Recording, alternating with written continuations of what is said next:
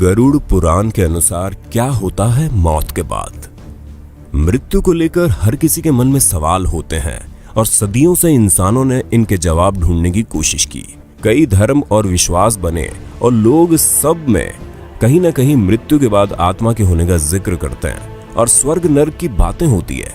जब भी हमारा कोई दोस्त या घर का कोई सदस्य मरता है तो हम अक्सर ये सोचते हैं कि अभी वो कहाँ गए होंगे, या ऐसे ही बैठे बैठे कभी याद आती है तो हम सोचते हैं क्या वो अभी भी हमारे आसपास हैं, हमें सुन रहे हैं, या फिर दूर आसमान में तारा बन चुके हैं, या कहीं है ही नहीं और मृत्यु के बाद सब खत्म हो जाता है। इन सभी सवालों के जवाब विस्तार से लिखे हुए हैं गरुड़ पुराण में। गरुड़ पुराण हिंदू धर्म के 18 प्राचीन महाकाव्यों में से एक है। ये वैष्णवी साहित्य का एक भाग है और भगवान विष्णु और गरुड़ के बीच मनुष्य जीवन के अर्थ को लेकर वार्तालाप के रूप में लिखा हुआ है। गरुड़ पुराण में मृत्यु के बाद जीवन, अंतिम क्रियाक्रम और पुनर्जन्म जैसी बातों पर विस्तार से चर्चा है। इसलिए हिंदू धर्म में इंसान की मृत्यु के बाद आखिरी क्रियाकर्मों के समय इसका उच्चारण किया जाता है। हमने आपके लिए गरुड़ पुराण से खासकर इन्हीं सवालों के जवाब ढूंढे हैं और इस वीडियो में बताने जा रहे हैं। आप इसे ठीक से समझने के लिए अंत तक जरूर देखिए और सब्सक्राइब करना ना भूलें, क्योंकि हम ऐसे जीवन से जुड़े रहस्यों पर वीडियोस बनाते रहते हैं। तो चलिए फिर शुरू करते हैं। मृत्यु के बाद क्या होता है। मृत्यु के ठीक पहले, मृत्यु के दौरान और मृत्यु के बाद क्या होता है, ये गरुड़ पुराण में अच्छे से समझाया गया है। जब एकदम से कोई इंसान की मृत्यु होती है तो हमारा रिश्ता एकदम से टूट जाता है और अक्सर ये कामना करते हैं कि क्या उनसे फिर कभी मिलना होगा या बात हो पाएगी। असल में मृत्यु एक बहुत ही इंटरेस्टिंग प्रक्रिया है और कुछ भागों में ये पूरी होती है, जो कि इस प्रकार है। नंबर 1, अर्थ सोल चक्रों से डिस्कनेक्शन। मौत से लगभग 4-5 घंटे पहले इंसान के पैरों के नीचे स्थित अर्थ सोल चक्र अलग हो जाते हैं, जिसका मतलब है धरती की सतह से संबंध टूट जाता है। इंसान की मृत्यु से कुछ घंटे पहले उसके पैर ठंडे पड़ जाते हैं। जब मृत्यु का सही समय आता है तो कहा जाता है कि मृत्यु देवता यम आते हैं और आपकी आत्मा को लेकर चले जाते हैं। नंबर 2, एस्ट्रल कोड टूट जाता है। जब मृत्यु होती है तो एस्ट्रल कोड टूट जाता है, जो कि एक तरह से शरीर और आत्मा के बीच का कनेक्शन है। इस कोड के कटने से आत्मा शरीर से मुक्त हो जाती है और शरीर से बाहर और ऊपर निकल जाती है। अगर इतने लंबे समय तक शरीर में बने रहने की वजह से आत्मा को उसे छोड़ने में मुश्किल आती है तो वो छोड़ने से मना करती है। वो शरीर से निकलकर वापस घुस जाती है और इधर उधर गति करती है। हमें ये मरने के बाद चेहरे, हाथ या पैरों के मामूली हिलने से पता चलता है। जैसे हमारे लिए किसी की मृत्यु को स्वीकार करना मुश्किल होता है, वैसे ही आत्मा भी शरीर की मृत्यु को मानने से इनकार कर देती है और तब भी जिंदा रहने का एहसास रहता है। लेकिन एस्ट्रल कोड टूटने से ये शरीर से अलग हो चुकी होती है और वो वहां नहीं रह सकती। उसे शरीर से निकलकर ऊपर की तरफ जाना ही होता है, क्योंकि कोई चुंबकीय बल होता है जो उसे ऊपर की तरफ खींचता है। नंबर 3, भौतिक शरीर का अंत। इस चरण में आत्मा को उस कमरे में मौजूद लोगों के विचार एक शोर की तरह सुनाई देते हैं, वो चाहे उसके घर वाले हों या कोई भी। आत्मा उन सब से बात करने की कोशिश करती है और चिल्ला चिल्ला कर कहती है कि मैं अभी मरा नहीं हूं, लेकिन उसे कोई नहीं सुन सकता। धीरे धीरे आत्मा को एहसास होता है कि वो शरीर मर चुका है और वापसी का कोई तरीका नहीं है। इस चरण में आत्मा लगभग 12 फीट या कहो कि छत की ऊंचाई पर तैर रही होती है और आसपास हो रहा सब कुछ सुनती और देखती है। नंबर 4, शरीर से छुटकारा। जब अंतिम क्रियाक्रम हो जाता है तो आत्मा मान लेती है कि उसका इस धरती पर रहने का माध्यम खत्म हो चुका है और वह शरीर जो उसने इतने सालों तक अपना रखा था अब पंच तत्वों में लीन हो चुका है। आत्मा तब एकदम आजादी महसूस करती है और शरीर में रहते समय जो भी सीमाएं और रुकावटें थी वो अब खत्म हो चुकी हैं और आत्मा बस सोचने से ही कहीं भी आ जा सकती है।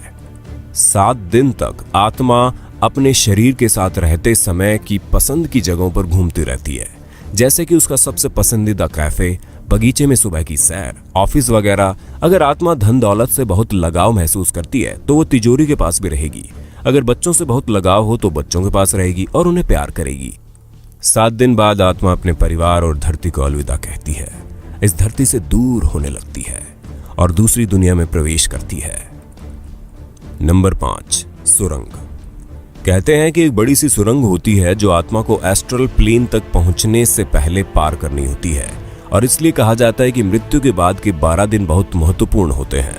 हमें सारे अंतिम संस्कार और रीति रिवाज ठीक से करने होते हैं और प्रार्थना करनी होती है। हमें आत्मा से क्षमा याचना मांगनी पड़ती है ताकि वो अपने साथ कोई भी नकारात्मक भाव जैसे कि दुख, क्रोध या नफरत अपने साथ न ले जाए। कम से कम उसके परिवार और नजदीकी रिश्तेदारों को यही करना चाहिए। ये सारे रीति रिवाज, प्रार्थनाएं, सकारात्मक ऊर्जा आत्मा के लिए भोजन का काम करती है और उसे आगे की यात्रा में मदद करती है। उस सुरंग के अंत में बहुत तेज रोशनी होती है जो ये दर्शाती है कि वो एस्ट्रल वर्ल्ड में प्रवेश कर रही है।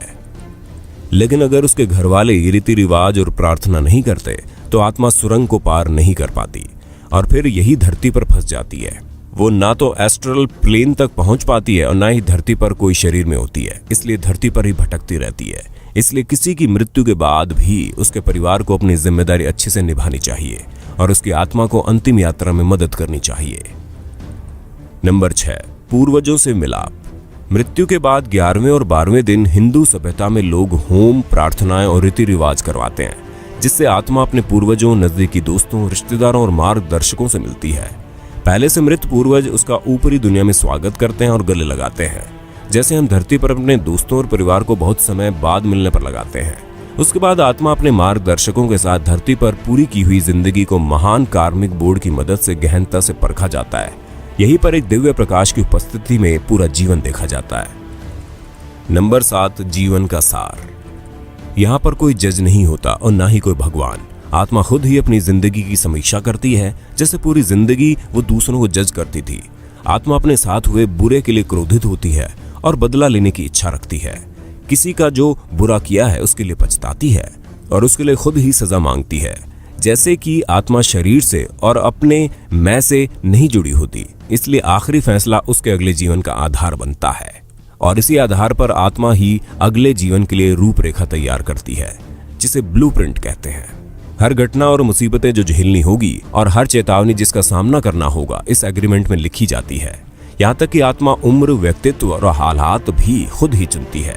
उदाहरण के लिए किसी इंसान ने पिछले जीवन में किसी की बेरहमी से हत्या की और मरने के बाद जीवन की समीक्षा करते हुए उसे बहुत पछतावा हुआ और उसकी सजा खुद को देने के लिए आत्मा अगले जीवन में खुद की किसी बीमारी से ग्रस्त होने का दर्द देती है या अन्य कोई भी मुसीबत जिससे उसको अपने किए के लिए सजा मिले। खुद को खुद ही जज करके आत्मा ब्लूप्रिंट बनाती है। जितना ज्यादा पश्चाताप होगा, आत्मा खुद को अगले जन्म में उतनी कठिन सजा देती है। इसलिए कुछ गलत करने पर किसी को माफ करना और किसी से माफी मांगना बहुत जरूरी है और हमें अपने जीवन में इसे अपनाना चाहिए। अपने विचारों और भावों को शुद्ध रखना चाहिए क्योंकि हम उनको मृत्यु के बाद भी लेकर जाते हैं, क्योंकि वो हमारे कार्मिक बोर्ड पर छप जाते हैं। जब अगले जन्म का ब्लूप्रिंट तैयार हो जाता है तो कुछ समय खाली होता है, जिसे कूलिंग पीरियड कहते हैं। नंबर 8, पुनर्जन्म। एग्रीमेंट में हमने जो चुना है हम उसी हिसाब से जन्म लेते हैं। हम खुद ही अपने माता पिता चुनते हैं और माँ के गर्भ में या तो एग फॉर्मेशन के समय या चौथे 5वें महीने में प्रवेश कर जाते हैं, कभी कभी तो जन्म से एकदम पहले भी। ये ब्रह्मांड इसी तरह से डिजाइन किया गया है और हमारे जन्म के स्थान और समय से हमारी कुंडली बनती है, जो कि जिंदगी का ब्लूप्रिंट होती है। कभी कभी हमें लगता है कि हमारी किस्मत खराब है और हमारे ग्रहों में दोष है, लेकिन असल में वो बस आपके ही एग्रीमेंट का हिस्सा है। दोबारा जन्म के बाद अगर 40 दिन तक बच्चे को अपना पिछला जन्म याद रहता है और वो उसे याद करके अकेला होते हुए भी रोता है और हंसता है, उसके बाद पिछले जन्म की सारी याददाश्त चली जाती है और हम जिंदगी ऐसे जीते हैं जैसे हम पहले कभी थे ही नहीं। तो ये है जीवन और मृत्यु का सार, जैसे कि गरुड़ पुराण में लिखा है। अगली बार जब किसी दुख या समस्या के लिए भगवान या किस्मत को दोष दो तो याद रखना ये सब आपने ही चुना है और आपको ये स्वीकार करके उनका हिम्मत से सामना करना चाहिए और अगले जन्म में अच्छा हो सके उसके लिए अच्छे कर्म करें, सबसे प्यार से पेश आए। आपके घर वाले, दोस्त या हर कोई जो भी जीवन में आता है वो बस अपना किरदार निभा रहे हैं उस फिल्म में जो आपने ही लिखी है और डायरेक्ट भी की है। इसलिए हम कभी मरते नहीं हैं, ये सफर चलता रहता है और हम दोबारा मिले इसके बीच में एक लंबा ब्रेक हो सकता है और कुछ नहीं। दोस्तों, ऐसी अन्य जानकारी के लिए चैनल को जरूर सब्सक्राइब कर लें और बेल आइकॉन जरूर दबा देना। फिर मिलते हैं नई वीडियो में। धन्यवाद।